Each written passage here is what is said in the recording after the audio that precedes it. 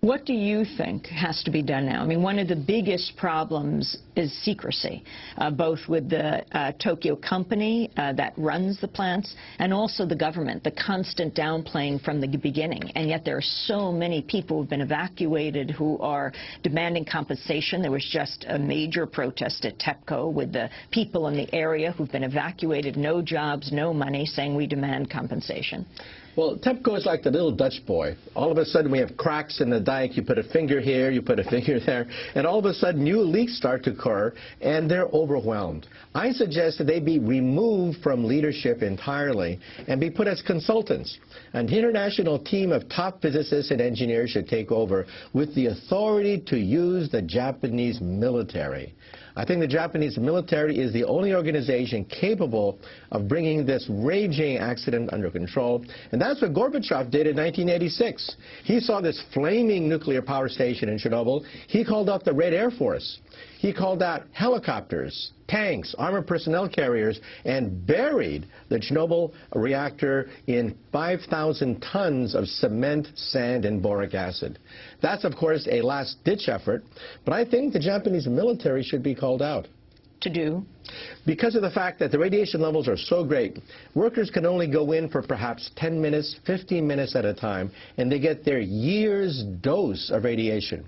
You're there for 1 hour, and you have radiation sickness. You vomit, your white corpuscle count goes down, your hair falls out. You're there for a day, and you get a lethal amount of radiation.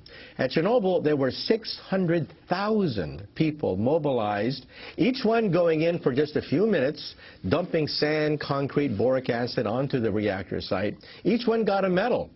That's what it took to bring one raging nuclear accident under control. And I think the utility here is simply outclassed and overwhelmed. And yet these workers are in for much longer periods of time. That's right. And we don't even know how much radiation levels they're getting because many areas around the site have no monitors. So we don't even know how much radiation many of these workers are getting.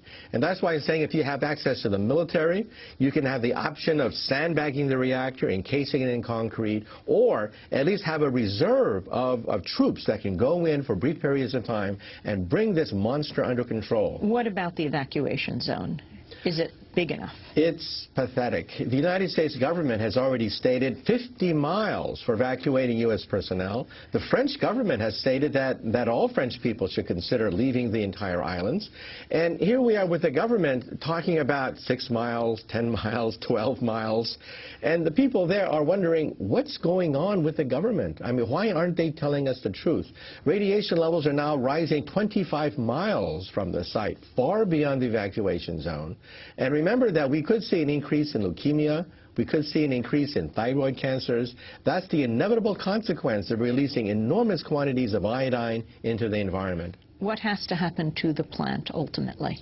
Well, in the best case scenario, this is the scenario devised by the utility itself, they hope to bring it under control by the end of this year. By the end of this year, they hope to have the pumps working and the reaction is finally stabilized by the end of this year. Oddly, it's sounding a little bit like BP when they were trying to plug up the hole. Right. It will happen, it will happen. They're literally making it up as they go along. We're in totally uncharted territories. You get any nuclear engineering book, look at the last chapter, and this scenario is not contained in the last chapter of any nuclear engineering textbook on the planet Earth. So they're making it up as they go along. And we are the guinea pigs for this science experiment that's taking place. Then it could take up to 10 years to finally dismantle the reactor. The last stage is entombment. This is now the official recommendation of Toshiba, that they entomb the reactor over a period of many years, similar to what happened in Chernobyl. Entomb it in? In a gigantic slab of concrete. You're going to have to drill underneath to make sure that the core does not melt right into the ground table. And you're going to put 5,000 tons of concrete and sand on top of the flaming reactor. Should people be concerned about any food that says from Japan? Not from Japan, but remember in the area, the sea, we're talking about levels that are millions of times beyond legal levels found right there. However, as you start to get out further, radiation levels drop rather considerably. I wanted to talk about policy in this country. I mean, we are now seeing happening in Japan this horrific event Japan was the target of the dawn of the nuclear age, right? The U.S. dropping of the atomic bombs on Hiroshima and Nagasaki. Your own family mirrors the history of the nuclear age. Can you talk just briefly about that before we talk about current U.S. policy? Yeah, first of all, I have relatives in Tokyo, and they're wondering about evacuation. In fact, some of my relatives have already evacuated from Tokyo. They have little children, and radiation has already appeared in the drinking water in Tokyo. And so people are wondering, you know, especially for young children, for pregnant women, should they leave? People are voting with their feet now. A lot of people are voluntarily evacuating from Tokyo because they simply don't believe the statements of the utility, which have consistently lowballed all the estimates of radiation damage. And though in the past, in terms of your own family's history, your parents being interned in the Japanese-American internment camps. That's right. In California, my parents were interned in the relocation camps from 1942 to 1946. 4 years where they were put essentially behind barbed wire and machine guns under the supervision of the United States military. And yet you became a nuclear physicist, interestingly enough, and you worked with the people who made the atomic bombs that were dropped on Japan. Yeah, in fact, my high school advisor was Edward Teller, the father of the hydrogen bomb. And he arranged for me to get a scholarship to Harvard, in fact, and that began my career as a nuclear scientist. Now, Edward Teller, of course, wanted me to work on the Star Wars program. He put a lot of pressure and said, look, we'll give you fellowships, scholarships, go to Los Alamos National Laboratory, Livermore National Laboratory, design hydrogen bombs. But I said no. I said I cannot see my expertise being used to advance the cause of war. And you've been very outspoken when it comes to nuclear power in the United States. This, of course, has raised major issues about nuclear power plants around the world. Many countries saying they're not moving forward. President Obama is taking the opposite position. He really is very much the nuclear renaissance man.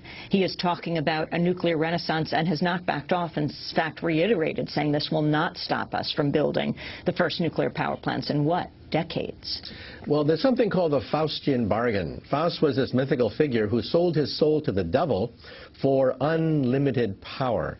Now, the Japanese government has thrown the dice with the Faustian bargain. Japan has very little fossil fuel reserves, no hydroelectric power to speak of, and so they went nuclear. However, in the United States, we're now poised at this key juncture in history where the government has to decide whether to go to the next generation of reactors. These are the so-called gas-cooled pebble bed reactors, which are safer than the current design, but they still melt down. The proponents of this new renaissance say that you can go out to dinner and basically have a leisurely conversation even as your reactor melts down. But it still melts. That's the bottom line. And so what do you think should happen? Do you think nuclear power plants should be built in this country? I think there should be a national debate, a national debate about a potential moratorium. The American people have not been given the full truth because, for example, right north of New York City, roughly 30 miles north of where we are right now, we have the Indian Point nuclear power plant, and the Nuclear Regulatory Commission has now admitted that of all the reactors prone to earthquakes, the one right next to New York City is #1 on that list.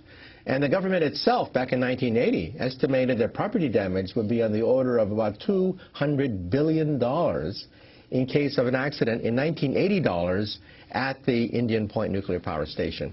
No private corporation could even build a nuclear power plant. You have to have the taxpayers footing the bill. You have to have what is called the Price-Anderson Act, having the United States government guarantee the insurance. Nobody will guarantee, nobody will sell an insurance policy for a nuclear power plant, because who can afford a $200 billion accident? That's why the United States government has underwritten the insurance for every nuclear power plant. So the Price-Anderson Act is an act of Congress that mandates the U.S. government, the taxpayers, will underwrite insurance because nuclear power stations are not insurable. We're talking to Dr. Michio Kaku. We're going to go to